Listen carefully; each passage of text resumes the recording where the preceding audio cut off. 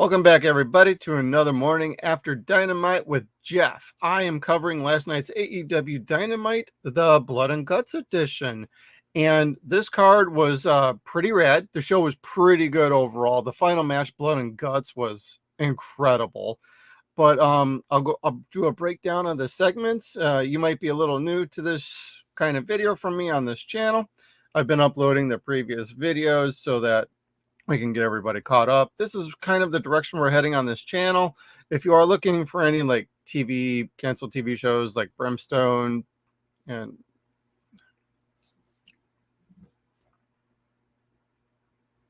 welcome back to another edition of the morning after Dynamite. This time we're talking about last night's Dynamite Blood and Guts style.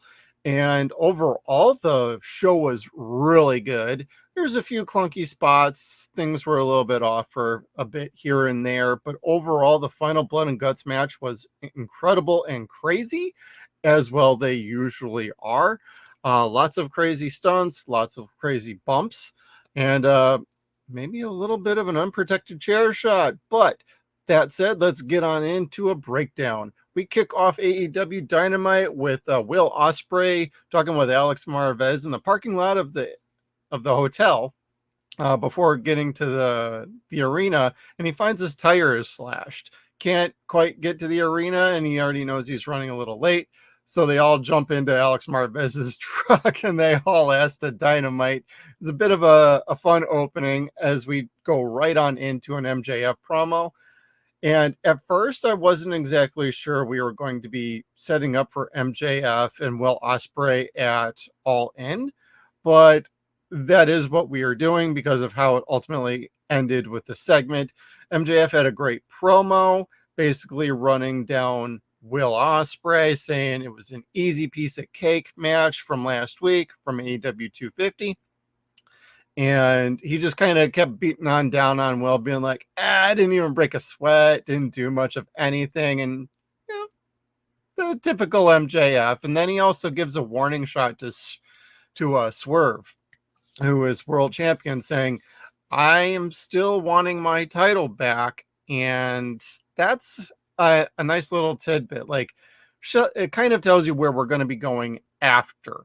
Like, if we're going to be doing All In, I'm thinking maybe around Full Gear, we might be getting that MJF Swerve match. If not, it might be All Out because they are trying to put those two pay-per-views kind of back to back again.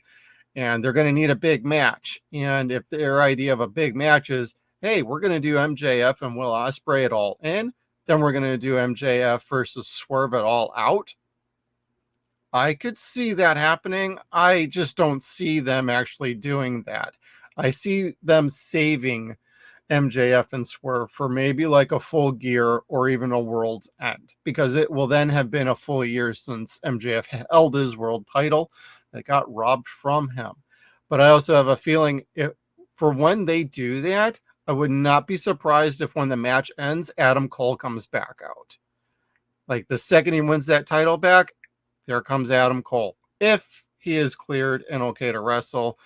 We don't know where he's at with his healing process. Heart go out to you, buddy. Like, I still watch you on Twitch, so keep on going, buddy. But, you know, great promo. We get unveiled the AEW American title here, and MJF trashes the international title and basically says, I'm the hero of America. I'm an American hero.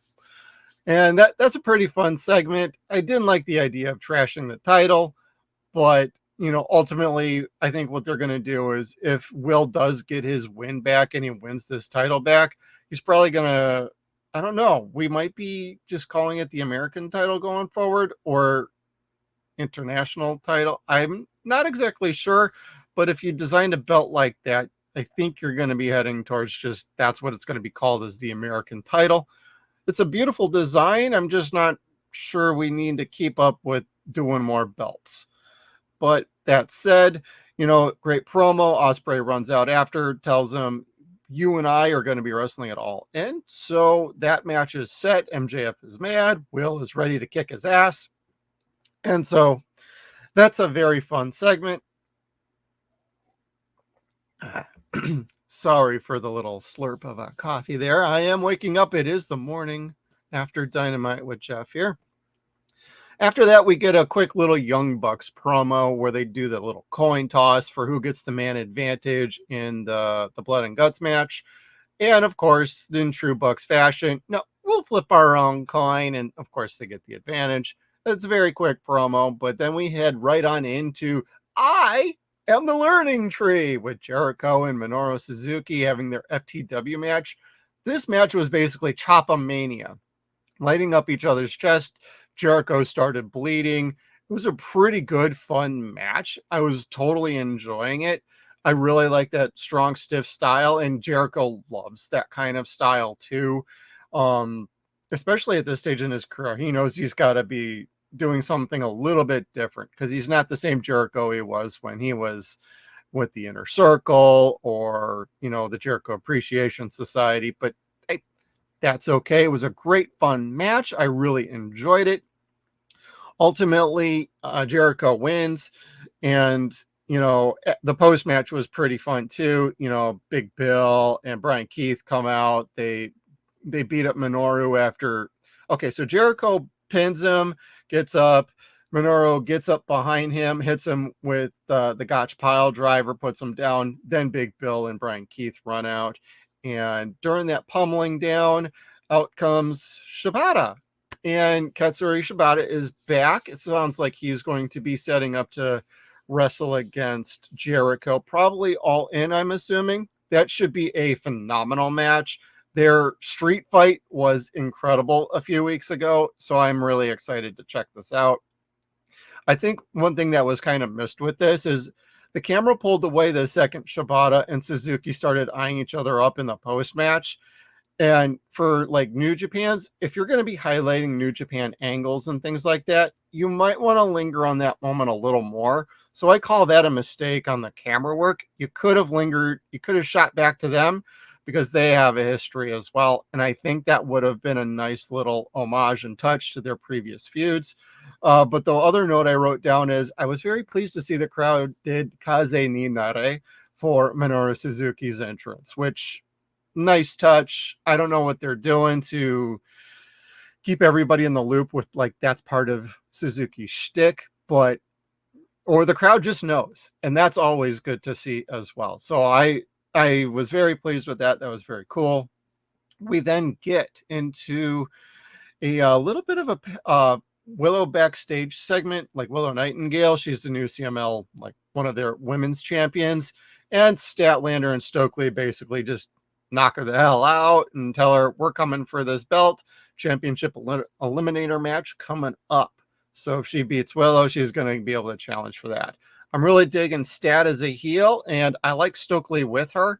It's a nice dynamic, and I'm getting a kick out of that. And Willow is, of course, over with the crowd. So it's a solid feud. I think they could heat it up a little bit more, though, make it a little more personal. Just not sure how they get around to doing it that way.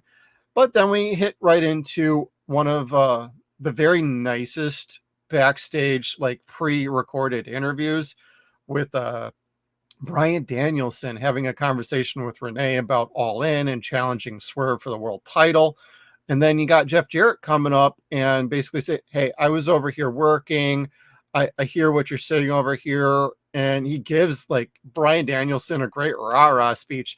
Jeff Jarrett's turning into a fucking face. What the hell is going on in this timeline? But ultimately, it was a great video package. I love their backstage videos. They're really stepping it up.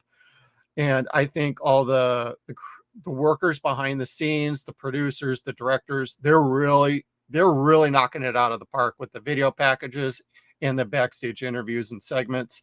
I don't feel like I'm watching WWE or TNA. This feels fresh. This feels unique. And I'm not saying fresh and like they've never done this before. I'm just saying like whatever they're doing now, camera work, whatever, all of that is just working very well. And it's really adding to the presentation of the product. And I am really excited for that. And I keep up the great work, guys. And then we have a really great match between Hikaru Shida and Britt Baker. The match is a bit clunky, slow. It kind of takes a while to get going. I think Britt's still kind of getting into her groove, but by the end of the match, they were really hitting a flow and really getting the crowd into it. And I really think this was a good match for Britt to get back and get her legs back under her and having a good competitive match on television, because she's going to be going up against Mercedes. I think that'll be a really good match.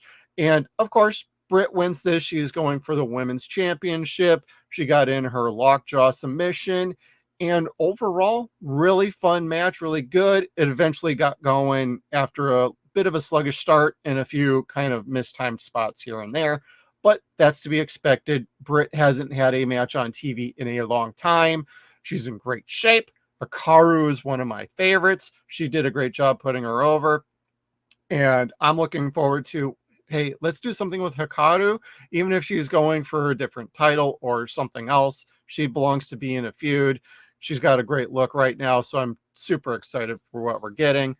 And then we get into a little backstage segment with Kip Sabian and the Patriarchy.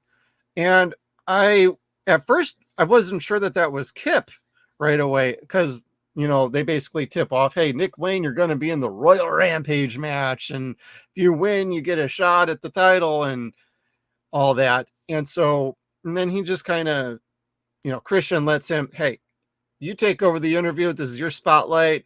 I let you speak. And then we're still kind of hinting at like the problems with Killswitch / Luchasaurus.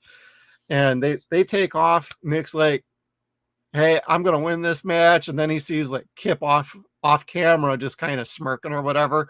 And then he kind of shit talks Kip a bit. And I'm like, is that Kip? He's not like ready to like wrestle. He's just got his normal look. So he doesn't have like the eyeliner or any of his clothes on. And Nick's like giving him shit. And I'm like, did I miss something? Was this on a Rampage or something, or Collision? I don't really watch Rampage, and Collision I try and check when I can. My weekends are usually pretty busy, but he basically said nobody gives a shit about your dad being dead. And at that moment I'm like, oh, we're finally going to do something with Kip. That's awesome. Like, I mean, I'm not a fan of the kind of like the storyline, but it fits with the Patriarchy and like with Nick Wayne. But like a Nick Wayne and Kip Sabian feud, yes, please. More Kip Sabian. Dude is fantastic. And also you can bring back Penelope Ford while you're at it too. I would greatly appreciate that. She's awesome. And then we get a quick little couple squash matches come right up right next with Pac. He beats up the former Bear Boulder. They just call him Boulder now. He's part of the Iron Savages, like little trio.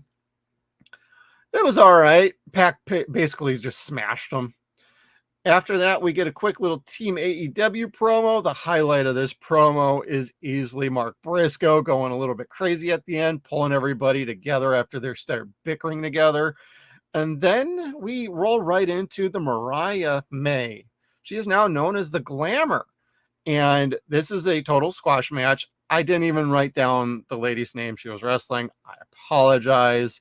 But the big part about this is Mariah's got some new music. I love the look. I like the name. I'm not exactly sure I'm sold on it quite yet. The nickname is the Glamour, but it works as long as it plays in a little bit more into her actual character. We didn't actually get a promo segment with her, but it was a fun squash match. And Mariah just looks vicious and brutal as hell. But the big note to take away from this is the post match.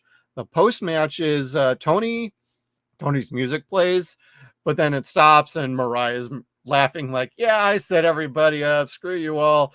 Tony comes through the crowd. They have a big pole part brawl. What I like about this is they're not making Mariah the chicken shit heel where she just runs off whenever she's confronted with Tony. She just was surprised she's there, and then they both just went at it. So I like that kind of twist on a heel. I hate all the chicken shit heels. That doesn't really work anymore unless you are a character that it works for. And then we get the blood and guts match, and holy shit. My God, was this match absolutely insane. Like, I could do a breakdown on this. It would probably be a good 40 minutes as I go down like each thing in the match. And I honestly didn't write that many notes down. I just was absorbed and sucked into this match. It was incredible. I was concerned, like, with some of the wrestlers being involved with this, like the Acclaimed. They're not really known for like hardcore wrestling or anything of that sort. And so I'm like, well, you got the Acclaimed to there. How good is this really going to be? They're a great tag team. Don't get me wrong, but they're a little more sports entertaining. And Anthony Bowens is more the fantastic wrestler out of the two. You know, Max is just the talker, and he can do a little flying, and he's decent, but like I was like, how the hell are you putting these two in this match? Well, they did very well in this match. They did a few stunts. Max got like freaking tacks put in his mouth and super kicked on each side, and Anthony Bowens did a little segment with scissors, which that was pretty funny as he's jabbing like Jack Perry, and clearly you could tell like he was protecting Jack, so it's okay. It was fun, but like, what can I really say about this match that hasn't already been talked about on other streams? I know I do this review like the morning after. You probably already checked out some other streams. Hey, that's totally cool. This is just a breakdown and kind of a reaction to Dynamite. And ultimately, the match served a lot of storyline purposes. We got to see the Young Bucks not getting along with Hangman. They threatened to fire him if he didn't get into the match.